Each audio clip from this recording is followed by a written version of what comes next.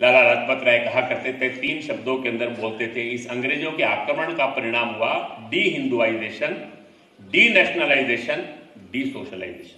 उन्होंने इस अंग्रेजी शिक्षा के द्वारा भारत के अंदर बहुत सारी बातें, सारा देश एकात्म राष्ट्र था, देश का कोई व्यक्ति कहीं जा सकता था, कहीं रह सकता था, भारत की त्रिस्तरीय समाज संरचना थी, नागर, ग्राम और आरण्यक समाज एक था।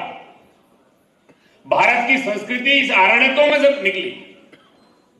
हमारे यहां कहा जाता था, जो वेद में वो लोक में। हमारा एकात्म समाज था, भाषाएं अनेक थी, भाव एक थे, पंथ अनेक थे, गंतव्य एक थे, खान पान रंग रूप, ये समाज जीवन के अंदर अलग अलग थे, पर जीवन की दृष्टि एक थी। सारे देश के अंदर अद्भुत भारत था, हजारों साल की हमारी निरंतरता थी। उस समाज को उन्होंने एक फ्रैक्चर्ड सोसाइटी के रूप में बदल दिया।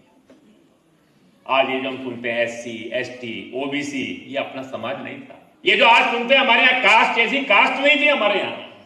हमारे यहाँ कम्युनिटीज थी, समाज थे।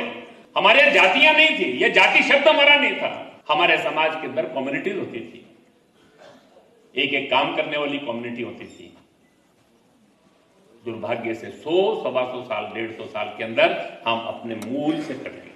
उन्होंने एक थ्योरी दी, आर्य इन्वेजन थ्योरी, आर्य बाहर से आए।